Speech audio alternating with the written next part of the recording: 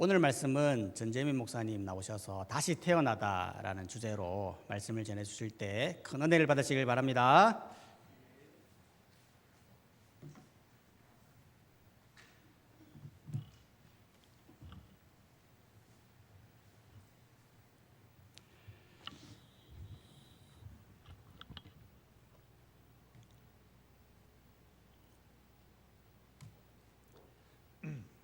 네, 할렐루야. 네, 이렇게 또 귀한 오전 예배 가운데 또 말씀으로 함께 교제하게 돼서 너무 기쁘게 생각합니다. 오늘 이 시간 가운데 하나님께서 우리에게 말씀하여 주실 것입니다. 우리가 하나님의 말씀에 또 귀를 쫑긋 세우고 또 평소보다 좀 더 우리가 마음을 집중하여서 그렇게 하나님 주시는 음성을 듣고 또 믿음으로 반응하는 우리들 다 되시기를 축복합니다. 제가 조금 되었는데 경북대학교 병원에 갈 일이 있었습니다. 그래서 신방을 갔다가 이제 경북대 병원 이제 면회를 마치고 이제 밑으로 내려왔는데 응급실 쪽에 갑자기 막 저기서 앰뷸런스가 너무나 빠르게 이렇게 들어오는 소리가 들리는 겁니다. 너무나 급하고 막 빠르게 앰뷸런스가 들어오게 되고, 그리고 병원 침대가 막 이렇게 지나가는데 저도 그냥 그게 너무 급박스러운 상황이기 때문에 눈을 뗄 수가 없어서 이렇게 딱 쳐다보고 있으니까 어떤 분이 피를 막 흘리면서 이렇게 그 병원 의자에, 병원 침대에 실려서 이렇게 실려가는 걸 봤습니다. 그 뒤로는 가족들이 또 같이 이렇게 옷에 피가 묻어 있고, 아마 뭐 제 생각에는 교통사고가 아니었나 싶은 생각이 들더라고요. 그래서 이렇게 급하게 응급실에 들어가게 되었고, 또 심폐소생기를 급하게 막 가지고 와서 정말 이렇게 옆에서 하는 것을 봤는데 너무나 이렇게 좀 멍하게 그 장면을 제가 바라본 적이 있습니다. 그런데 아쉽게도 그분이 그 자리에서 이렇게 생을 마감을 하였던 것 같습니다. 울고, 가족들이 울고 자지러지고 막 통곡하는 것을 보면서 한 몇 분 정도 멍하게 그때 그 자리에 멈춰서 있었던 게 생각이 납니다. 우리가 이 땅 가운데 중요한 일이 너무나 많이 있죠. 우리가 이 땅을 복되게 살아가고 또 사명을 감당하고 또 많은 일들을 하면서 살아가는 것 참 중요하지만은 우리에게 가장 중요한 것은 바로 생명이라고 말할 수가 있습니다. 이 땅 가운데 그 무엇보다도 소중한 것은 생명이죠. 예수님을 믿는 자나 또 믿지 않는 사람에게도 이 가장 중요한 것은 생명이기에 바로 구원을 받는 것이라고 할 수가 있습니다. 오늘 그 설교 제목이기도 한데요, 다시 태어나다라는 제목으로 오늘 말씀을 함께 나눌 것인데, 다시 태어난다라는 것은 예수님께서 하신 말씀입니다. 예수님께서 니고데모에게 이렇게 말씀하셨죠. 사람이 어떻게 하면은 영생을 얻겠습니까? 영원한 생명을 얻겠습니까? 라고 말하는 그 니고데모의 말에 예수님께서 사람은 거듭나야 한다, 다시 태어나야 된다라고 말씀하셨습니다. 한 번은 부모님의 뱃속에서부터 출생하는 것이고, 또 한 번은 바로 하나님에게서부터 아노센이라고 하는데요, 위로부터 하늘로부터 태어나야 된다라고 하나님께서 우리에게 말씀해 주신 거죠. 니고데모를 통해서 우리는 누구나 두 번 태어나야 하는 것입니다. 한 번은 부모님으로부터, 또 한 번은 하늘로부터 하나님에게서부터 태어나야 되는 것입니다. 우리 옆에 계신 분에게 한번 이렇게 인사해 볼까요? 하나님으로부터 태어납시다, 이렇게 하면 인사하겠습니다. 네, 하나님으로부터 태어납시다. 네, 물론 우리가 어릴 때부터 신앙생활을 하고 예수님을 구주로 영접하여서 우리들 마음 가운데 예수님을 믿고 또 두 번 태어나신 분이 대부분이라고 생각합니다. 그렇지만 이 자리에 혹시 아직 예수님을 구주로 영접하지 못하였고 또한 하늘로부터 태어나지 못한 분이 있으시다면은 오늘 함께 우리가 이 구원에 대한 부분, 너무나 중요한 부분이죠. 그래서 이 구원에 대한 것을 한번 깊이 있게 하나님 앞에서 머물러서 주님 앞에 생각하고 또한 은혜를 경험하는 시간 될 수 있기를 간절히 축복합니다. 네, 오늘 성령 하나님께서 그렇게 우리를 조명해 주시고 우리의 일생 가운데 하나님의 사람으로 세워지는 귀한 은혜를 부어주실 줄을 믿습니다. 여러분, 면죄부라는 것을 들어보셨습니까? 면죄부. 네, 면죄부는 그 1500년대에 이제 있었던 일입니다. 교회가 극도로 타락한 적이 있습니다. 1500년대에 예수님께서 승천하시고 난 이후에 계속적으로 이제 로마 시대를 지나오고 또 여러 가지 시대를 지나오면서 교회에게 이런 자정할 수 있는, 회개하고 돌아올 수 있는 기회를 많이 주셨지만은 계속 교회가 극도로 타락하는 상황들이 오게 되었고, 이제 1500년대에 이제 그 당시의 상황을 우리가 잠시 한번 생각해 보겠습니다. 그때 이제 어떤 일이 있었냐면은 교황이라는 이제 그런 섬기는 위치에 있지 아니하고, 처음에 교황은 굉장히 좋은 의미로 생겼습니다. 그러나 세월이 지나고 이제 1500년쯤 갈 때쯤에는 교황은 이제 신적인 권위를 가지는 존재였던 거죠. 그리고 성경의 무오한 해석자로 교황이 여겨졌습니다. 그리고 당시에 이제 성직이라고 할 수 있는 사제직과 또한 이런 여러 가지 성직을 돈으로 사고 파는 일이 생기게 되었던 겁니다. 네, 성직의 매매가 있었고, 또한 성인 숭배 사상, 여러 가지 성인들을 숭배하는 그런 일들이 있게 되었습니다. 또 그 당시에는 이제 문맹률이 높지 않습니까? 지금도 한국에서도 우리가 글이 이렇게 많이 읽을 수 있는 게 별로 많이 되지 않았기 때문에, 그 당시에 이제 그 성당에 지금도 유럽에 가면은 막 그림이 많고 한 것도 이런 이야기들로 표현을 해야 되기 때문에 그렇습니다. 그래서 성경을 사람들이 볼 수 있는 사람도 많이 없었고, 그렇기 때문에 이런 성경적이지 않은 대단히 타락한 시대가 오게 되었습니다. 그래서 면죄부를 교황청에서 발부하게 되었는데, 면죄부는 뭐냐면은 돈을 주고 면죄부를 사면은 내 죄가 이렇게 이제 사하게 되는 것을 말합니다.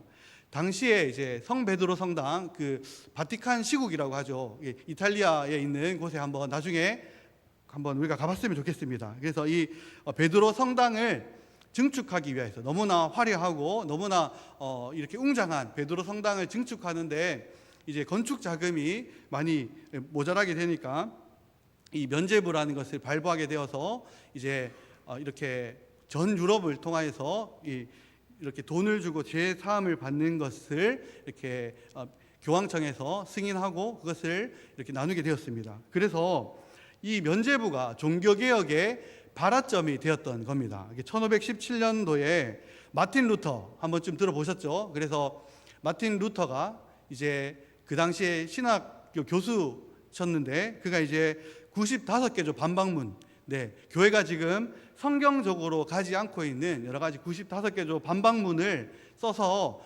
비텐베르크 성문에다가 붙였습니다. 거기에 붙이고 나서는 나와서 좀 토론을 하자, 이렇게 성경적이지 않은, 말씀적이지 않게 흘러가는 여러 가지 것들, 너무나 타락한 이 시대를 우리가 한번 토론을 좀 해보자라고 했는데, 그것이 이제 종교개혁을 시작하려고 했던 것은 아니지만은 마침 하나님의 때에 인쇄술이 발전되고 있는 시점이었기 때문에 전 유럽으로 이 95개조 반박문과 또 루터의 저작이 뿌려지게 되니까 온 유럽이 들불같이 일어나게 된 것입니다. 왜냐하면 하나님의 말씀과 엇나가고 있는 여러 가지 것들에 관하여서 사람들이 이렇게 돌아오게 되고, 이제 막 그런 종교개혁이 일어나게 되는 일이 생겨서 우리가 이제 개신교라고 하죠.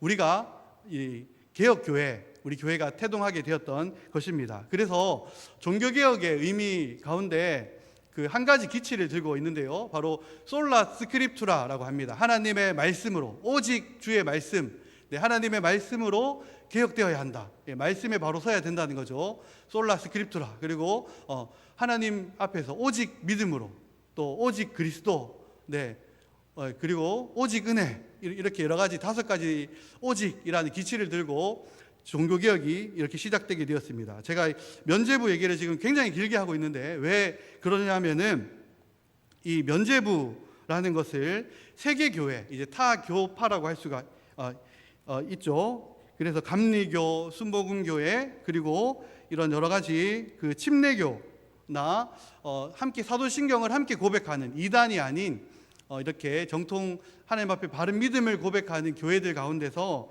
우리 장로교를 두고 뭐라고 말을 하냐면은, 비난하는 것들 중에 한 가지가 21세기에 면죄부를 발부하고 있다라고 우리 장로교를 향하여서 이런 비난을 하고 있는 모습이 사실입니다. 왜 우리 장로교의 뿌리가 되고 또 우리 대단히 중요한 이 고신교단, 하나님께서 너무나 이렇게 귀하게 사용하시는 우리 고신교단의 네, 장로교의 핵심 아니겠습니까? 네. 그런데 왜 우리의 이런 장로교의 신앙과 이 면죄부가 과연 무슨 상관이 있기 때문에 이런 비난을 받고 있는 것인지 우리가 살펴볼 것인데, 오늘 우리가 다뤄야 하는 굉장히 중요한 내용이기 때문에 그렇습니다. 오늘 잘 따라와 주셔서 또 하나님 주시는 유익을 얻기를 소원합니다.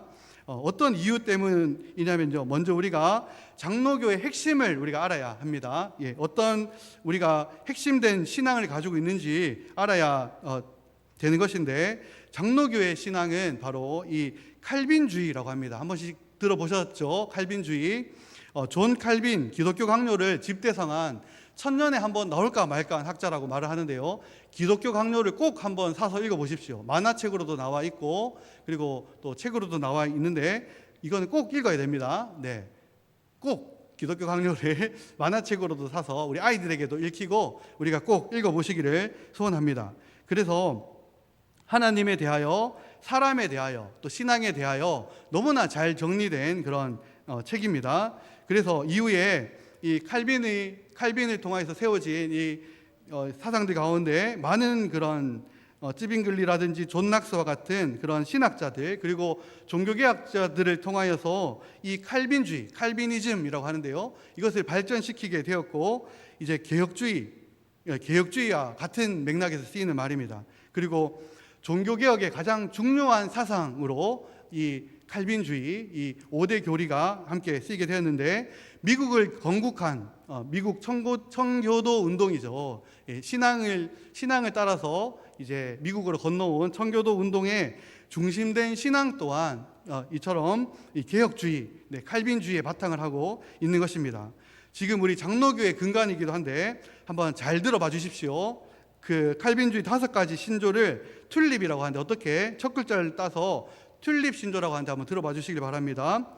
인간의 전적 부패, 모든 인간은 전적으로 부패하였다라는 것입니다. 하나님의 구원을 얻기에 그 누구도 스스로 하나님의 은혜를 얻을 수 없는 것이죠. 인간의 전적인 부패를 얘기하고 있고, 둘째로 무조건적인 선택, 하나님의 선택하심은 조건이 없다는 거죠. 무엇인가 잘했기 때문에, 뭔가 구원을 받을 만한, 은혜 받을 만한 그런 모습이 있기 때문에 하나님이 택하신 것이 아니라 무조건적인 선택으로 하나님이 택자를 불러주신다. 그리고 세 번째로 제한 속죄라고 합니다.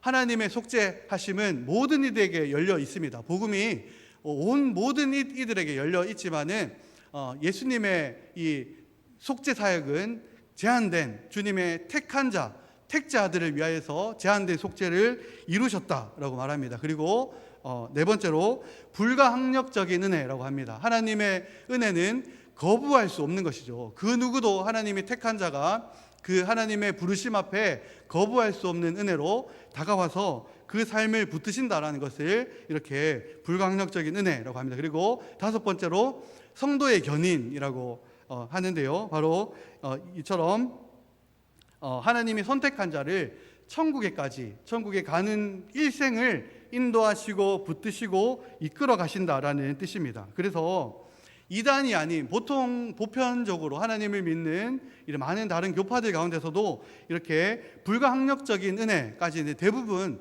같은 입장을 표하고 동의를 합니다. 물론 여러 가지 의견이 조금씩은 있지만, 그렇지만 이 성도의 견인이라는 부분에 대해서 장로교를 이렇게 바라보면서 우리들이 물론 다 성도의 견인을 인정하지만, 특별히 이제 장로교에서 얘기하는 이 성도의 견인을 오해하여서 21세기의 면죄부를 발부하고 있다라고 우리를 비난하는 것입니다. 왜냐하면은 한번 들어봐 주십시오. 하나님께서 전적으로 부패한 자를 무조건적인 선택으로 택하셔서 제한된 속죄를 이루셨다. 그리고 불가항력적인 은혜로 성도를 부르셨고, 부름받은 자를 천국에까지 인도해 나가신다라는 것이 우리의 기본적인 그런 틀입니다.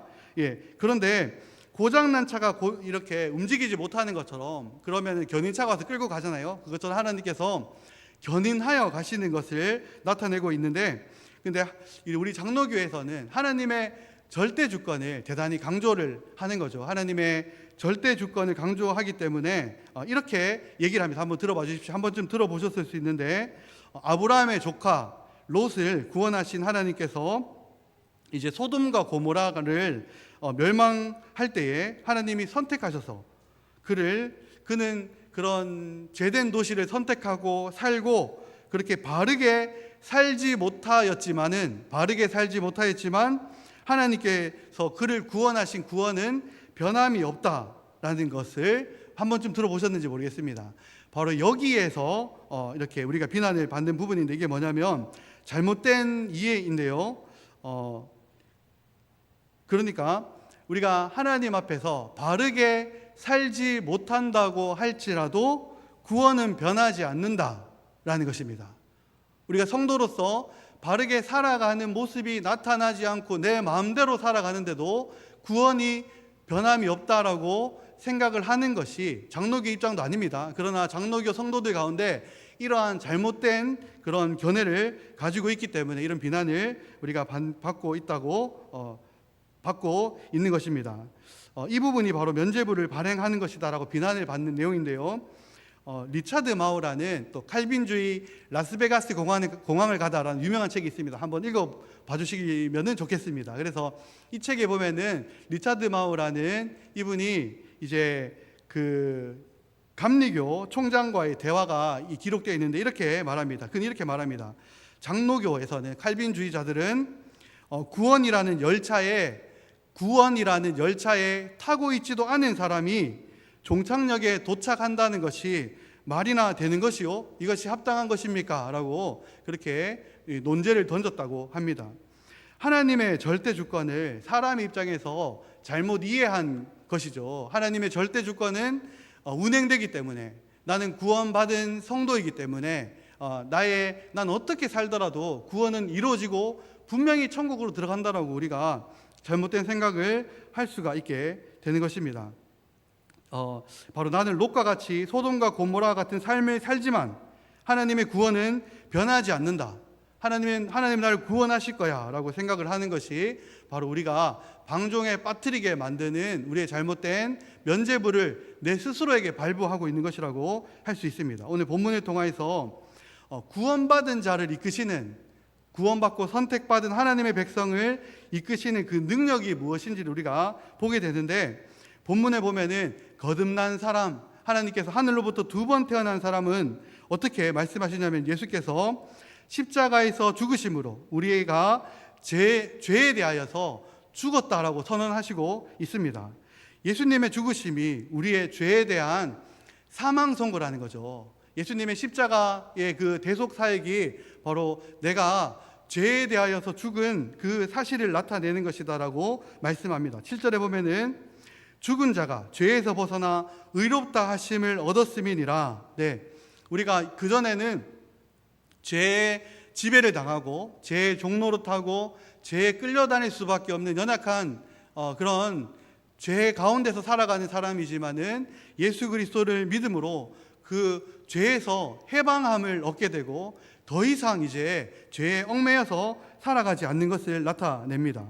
그렇기 때문에 우리가 7절에 보면 죽은 자가 죄에서 벗어나 의롭다 하심을 받았다라고 얘기를 하고 있는 것이죠. 죄는 죽고 하나님의 의롭게 되심 가운데 다시 살아난 것을 말합니다. 하나님의 의인이라는 칭함을 받게 되었다는 건데, 이신칭이라고 하죠. 하나님의 의로 우리가 의인으로 부르심을 입게 되었기 때문에, 그러니까 죄에서 죽고 의롭게 하나님의 의 가운데 살아갈 수 있는 백성으로 우리가 부르심을 입었다라는 것을 나타내고 있습니다.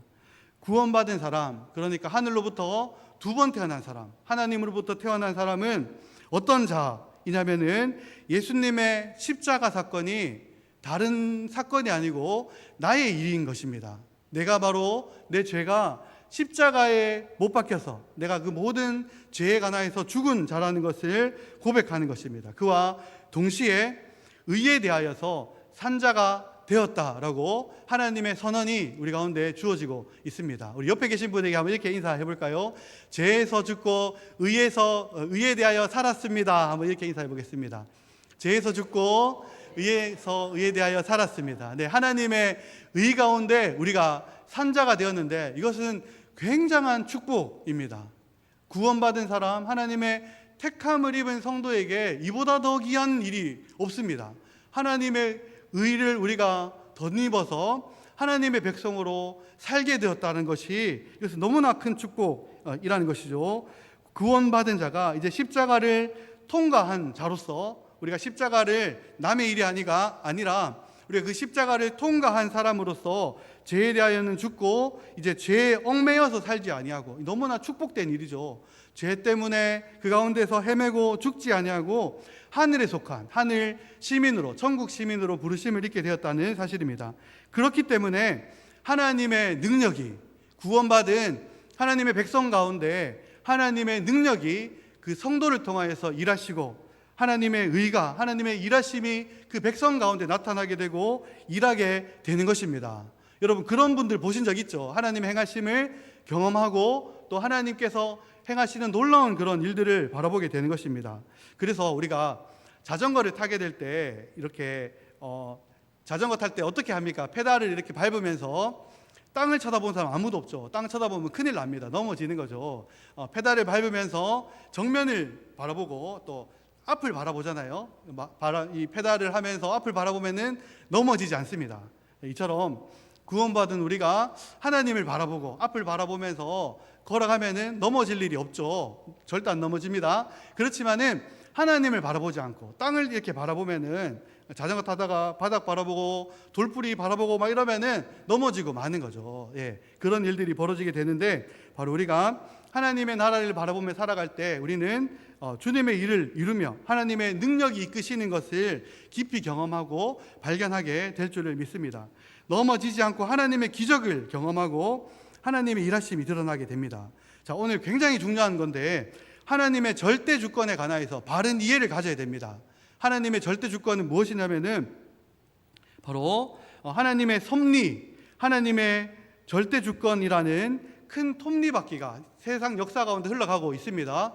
영원하신 하나님께서 그분의 작전 가운데 하나님의 그런 절대 주권이 흘러가는데, 인간의 자유의지라는 우리에게 주어주신 너무나 복되고 영광스러운 것입니다. 이 복된 자유의지가 작은 톱니바퀴로 맞물려서 하나님의 절대 주권 가운데 함께 돌아가고 이렇게 지나가는 것이 바로 바른 하나님의 절대 주권에 관한 이해입니다.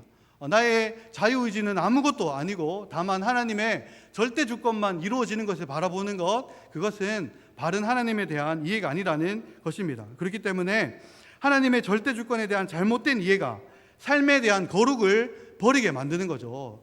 나는 뭐 마음대로 살아도 하나님이 다 하실 것이다. 나는 죄 가운데 지내도 내 마음대로 살아도 하나님의 구원은 이루어지고 하나님께서 행하신다라고 생각하는 것은, 그것은 장로교의 입장도 아닙니다. 그것은 착각하는 것이고 내 스스로에게 잘못된 성경적인 지식이 나에게 면죄부를 발부하고 있는 것입니다. 그렇기 때문에 한국 교회가 1000만 성도를 자랑합니다. 지금 5천만 인구 중에 1000만 성도를 자랑하는 중에, 그 중에 조국 교회 장로교가 70%가 넘죠. 그렇기 때문에 매년 종교인 신뢰도 조사에서 천주교는 32%, 그리고 불교는 22%, 개신교는 고작 16%를 기록하고 있습니다. 신뢰도 조사 가운데 이제 언론사보다도 못한 언론사, 뭐 조선일보, 무슨 국민일보 이런 언론사들보다도 못한 신뢰도를 가지는 것이 바로 이 우리 장로교의 그런 아픔이라고 할 수가 있죠. 그렇기 때문에 이런 비난을 우리가 당하고 있는 것입니다. 바른 하나님의 절대 주권에 대한 이해를 우리가 가지고 살아가야 하는데, 왜냐하면은 굉장히 중요한 것인데, 십자가에 죽어야 하는데 십자가에 죽는 것을 생각하지 않는 것입니다. 십자가를 통과하고 지나가야 되는 성도의 걸음 가운데 십자가는 다른 이의 일이 되어야 하고, 내가 그 십자가를 통과하는 것에 관하여서 그것이 진정한 능력이지만 그 걸음을 택하지 않는 것, 십자가에 죽으려고 하지도 않고 죽지도 않기 때문에 이런 문제가 발생하고 있는 것입니다. 앞에 서 있는 저부터 그런 거죠. 우리가 하나님의 성도로 부르심을 입고 또한 구원하심을 입은 하나님의 백성, 우리가 일생 동안 우리가 기억해야 되는 것이 무엇입니까? 바로 하나님의 십자가는 나의 사건임을 기억하고 우리가 하나님을 바라보고 하늘을 바라보며 주님 주시는 믿음의 걸음을, 날마다 주님 주신 영광스러운 자유의지를 주님과 함께 그렇게 사용하면서 우리가 그렇게 힘있게 걸어가야 하는 것입니다. 여러분 이런 얘기 들어보셨습니까? 하나님 앞에 은혜를 받은 성도는 이렇게 고백을 하는 거죠. 어떤 사람이 할 수 없는 놀라운 일을 성취하게 되고 경험하게 된 성도가 이렇게 고백합니다. 다 하나님의 은혜입니다. 하나님이 하셨습니다. 라고 고백을 하지요. 예, 그러면 제가 한번 여러분에게 묻고 싶습니다. 그러면 정말로 하나님께서만 하실 수 있는 놀라운 일을 행한 그 사건은 누가 한 일인 거죠? 네, 하나님이 하신 일이죠. 하나님이 하신 일이 맞습니다. 그 일을 담당한 사람은 하나님께서 하신 것을 고백하는 거죠. 전적으로 부패한 내가 하나님의 사랑을 나타낼 수도 없고 주님의 일을 이루어낼 수도 없는 연약한 죄인을 택하셔서 나를 통하여서 주님의 일을 이루셨기 때문에 하나님이 행하신 것입니다. 그렇지만 우리 많은 성도들이 바라볼 때는 어떻습니까? 와, 저분 정말 너무나 복된 삶을 살았다, 복된 걸음을 걸어간다, 하나님이 저분을 사용하셨네 라고 우리가 고백을 할 수 있지가 않습니까? 바로 이처럼 하나님의 은혜라는 것은 그 자격 없는 자에게 베푸시는 하나님의 선물이라는 뜻입니다. 하나님의 은혜는 바로 자격이 없는 자에게 베푸신 하나님의 선물입니다. 그 선물을 받았기 때문에 그 받은 선물로 하나님의 일을 이루어지게 되는 거죠. 그렇기 때문에 우리가 하나님이 하신 것이다라고 고백을 하게 되는 것입니다. 우리 사랑하는 성도 여러분, 우리가 빠지기 쉬운 오류 정도가 아닙니다. 마귀가 정말 이것을 21세기 면죄부로 사용을 하고 우리를 하나님의 백성으로 멋지게 승리의 노래를 부를 수 없도록, 내가 하는 일이 아니죠. 내가 했다고 말할 수 없습니다. 하나님의 은혜를 받아서 그 일을 이루어내고 성취하는 하나님의 승리의 노래를 부르지 못하도록 정말 우리의 발목을 붙잡아 매고 아무 일도 일어나지 않는 그냥 하나님의 절대 주권이라는 잘못된 이해만을 가지고 시간을 허비하고 삶을 낭비해버리도록 늘 넘어지고 그냥 어떻게든 되겠지, 교회만 열심히 나가면 구원은 따놓은 보험이야 라고 생각하는 정도로 우리의 삶을 올가매게 되는 것입니다. 우리가 나약하고 부족한 인생이고 우리가 하나님을 바라보다가 어떨 때는 넘어지고 또 이렇게 쓰러지기도 합니다. 그렇지만은 그럴 때마다 다시 일어나서 우리가 하는 일이 아니죠. 하나님의 일하심을 간절히 기대하고 사모함으로 하나님 연약한 인생 가운데 베푸신 주님의 권능을 부어주셔서 하나님 행하심을 나의 일생 가운데 부어주시옵소서라고 간절히 구할 때에 하나님의 놀라운 그런 역사하심이 우리의 인생 가운데 펼쳐지고 이루어지게 될 줄 믿습니다. 그럴 때 우리가 고백하게 되는 거죠. 제가 한 것 아무것도 없습니다. 그렇죠. 오직 하나님께서 행하시고 연약한 인생 가운데 주님께서 놀라운 일을 행하셨습니다 라고 고백하는 것이 우리 구원받은 거듭난 두 번 태어난 위로부터 태어난 하나님의 백성의 특징이요 주님의 능력이라는 사실입니다. 사랑하는 성도 여러분, 하나님의 영광스러운 자유의지가 우리에게 주어졌습니다. 내게 주신 시간이 얼마나 남은지 우리 아무도 모르죠. 그렇지만 하나님 앞에서 믿음의 걸음을 달려나가는 우리의 모든 걸음 가운데 하나님과 함께 또 주님 주신 이 영광스러운 자유의지를 통해서 의에 대하여 살아있는 자로서 우리가 할 수 없는 일들을 오늘부터 해나가고 또한 성취해 나간 우리들 되시기를 간절히 축복합니다. 우리 옆에 계신 분에게 이렇게 한번 인사해 볼까요? 하나님의 일을 이룹시다. 한번 인사하겠습니다. 네, 하나님의 일을 이룹시다. 우리 포항남교회를 통하여서 또 포항남교회에 속해 있는 귀한 하나님의 백성들을 통하여서 주님의 놀라운 일을 펼쳐내시고 이루어내실 줄 믿습니다. 그 사람이 하는 게 아닙니다. 그렇죠. 하나님이 하시는 거죠. 주님을 바라보고 믿음으로 걸어갈 때 놀라운 하나님의 일하심을 우리가 깊이 경험하고 그 하나님을 자랑하는 그런 하나님의 그 영광스러운 사랑을 나타내고 또 하나님의 은혜를 나눠내는 복된 존재로 세워지는 우리 모두들 다 되시기를 간절히 축복합니다. 아멘. 제가 기도하고 말씀을 마치겠습니다. 좋으신 아버지 하나님, 은혜를 감사합니다. 우리를 많은 인생 가운데 하늘로부터 태어난 하나님으로부터 태어난 복된 아들로 딸로 불러주셔서 감사합니다.